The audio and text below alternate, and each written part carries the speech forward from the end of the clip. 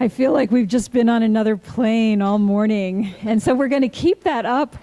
I want you to welcome our friend William Gregory, who's a member, but his spiritual name is Avatierre of the Juniper Forest. And he has this wonderful new book, it's over there, that he's written, and it's full of the whimsy and the passion and the mysticism of his soul. And so we're going to hear a little bit more about that today. Hi.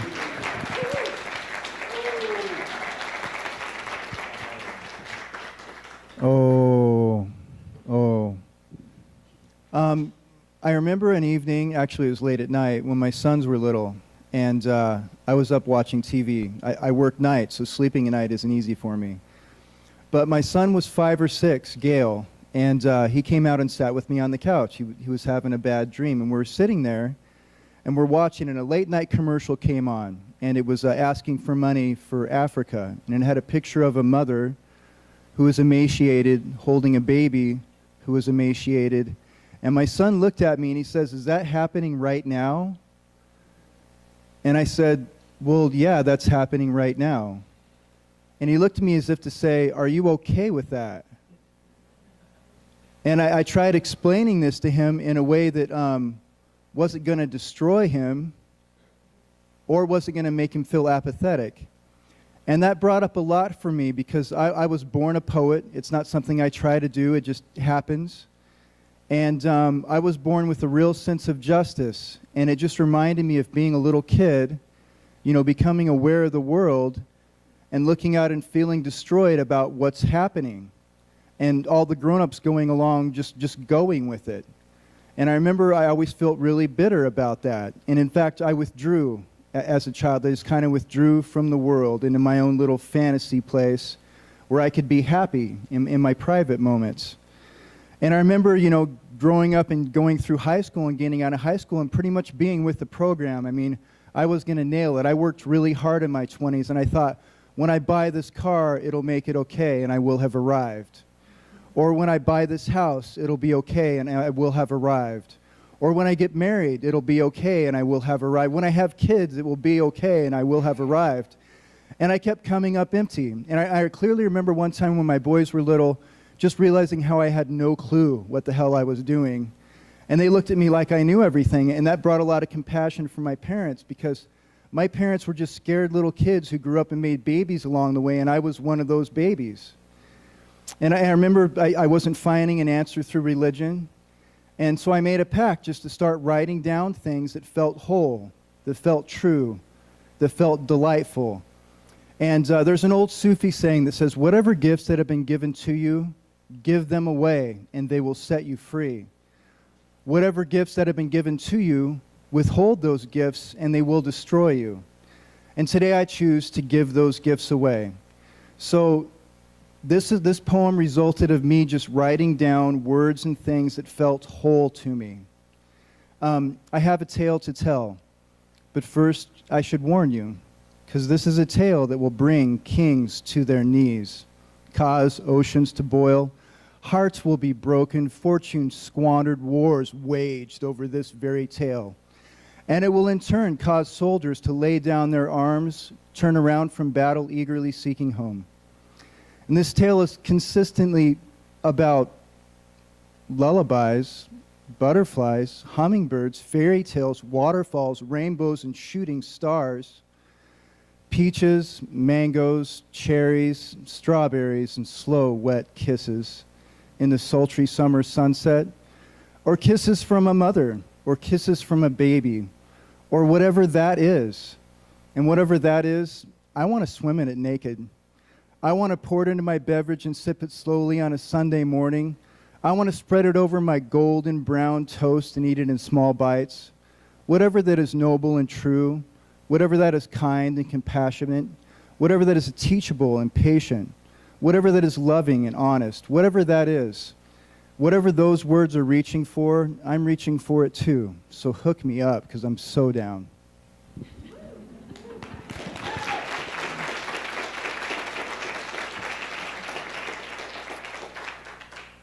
It occurred in a dream, swept away, traveling through darkened clouds, swirling in gray. noticing off in the shadows out in the distance 3 naked nymphs, laughing boisterously, beckoning to me lasciviously. Their names would be Prophet, Power, and Property. Eager to join their fray, diving down into the shadows, penetrating the darkness, drawing closely in the dim light, I begin to see their rich red lips becoming pale and thin, their purling, enchanting smiles growing jagged and gray, their eyes switching from entreating straight into vicious maliciousness, fingernails growing long and sharp, turning and giving me chase, thrashing, slashing, biting, gnashing, thirsting for my blood, seeking my very soul.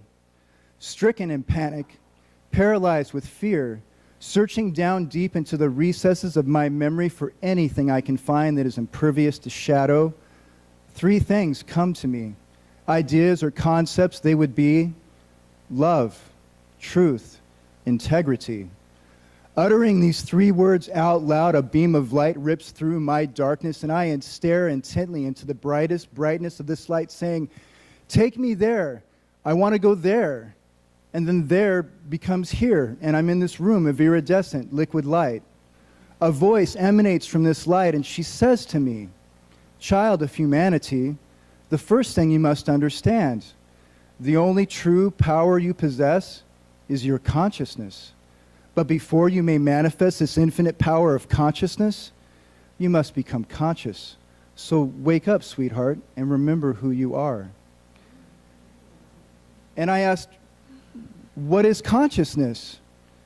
And I got an image of a drop of water forming in the heavens, coalescing in the clouds, and cascading down through the air, imploding into the ocean like a 0-point implosion, sending up a splash, which rises like a pyre of water straight into the sky. And just when this undulating flow begins to slow, just when this momentum stops, another drop bursts forth free, hovering there in the air for a moment. And in this moment of separation, this little drop of water looks out upon the ocean and says, "Oh my God, it's so beautiful." And the wind continues to blow, dancing over the swells, drawing up moisture and spinning it into clouds, and then sending some more back down, more raindrops from the heavens. And it pushes into the coastal range and pours into the Willamette Valley, and then pushes against the Cascades. And it sends waves of air down the east side of the Cascades, toppling over the tops of the pine trees, out into the Juniper Forest, along Powell Butte Highway into the Old Grange. And you just took a breath of this air, which is now passing from your lungs into your bloodstream, coursing through your veins and reaching your heart. And hello and welcome to your life. You've just been jacked into the most amazing fantasy game ever imagined. And they sometimes call it actual reality. And with every beat of your heart and every breath you take, you are a player in this game, a dancer on this stage. And this stage is everything you see and smell and taste and touch and feel and hear and think and where you go in your mind. And then the real question is, what would you like out of this? If someone desires to be miserable, life will provide no shortage of misery. Or if someone desires to perceive of this game, this dance, this stage as though it were a tasty treat extravaganza, beckoning for you to peruse these delicacies, this life can also be. I have a few words for you along your way, my fellow travelers. And that is this: God is bigger than religion. Truth is older than the scriptures. Innocence is indestructible. Innocence is indestructible, like every wave crashing the shore, every newborn baby crying, every dandelion that grows up through the cracks in the sidewalk to reflect its own goldenness back onto the sun. Integrity is a light in our heart that shines forever. It never goes out. We may feel shamed away from it. We may try to deny it. We may rage against it, but it's there forever, shining, awaiting our inevitable remembrance of it. True beauty is a feeling inside of us that inspires us to sing, not how we sound when we sing. True beauty is a feeling inside of us that inspires us to dance, not how we look when we dance. And we are free to be beautiful right now. Just wake up, sweetheart, and remember who you are.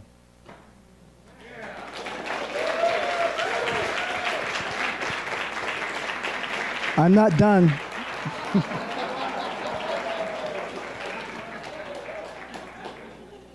hang on, time out. So, I really struggled with a light I felt within me and then feeling no reception for it often. Hang on. And I often had people just try to squash me in some of that, just saying, you know, it's our nature to suffer. Things are bad in the world because this is our nature. This is an inevitability, human suffering. And I always had this feeling of truth that just couldn't let me believe that.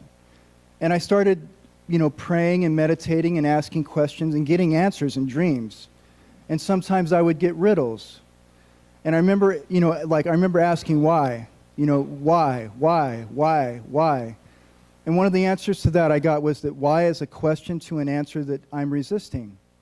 It's only when I cease asking why that all the answers will be made manifest. And the idea of light and dark are really hot topics. You know, I see light as what's empowering, what's freeing, you know, what's loving, what's whole. And I see darkness as disempowering things. But one of the answers or a riddle I got in my dream that I thought about for a long time, it goes like this. This is how I heard it. Darkness reminds me of light.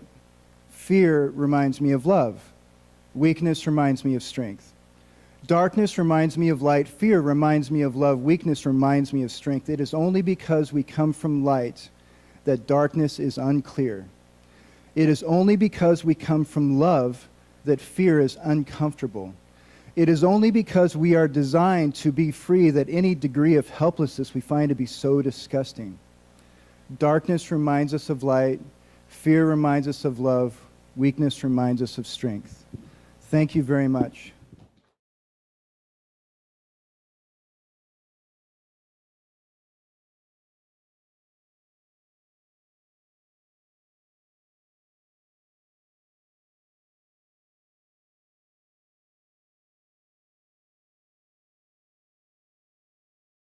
And Jim, would you please come up here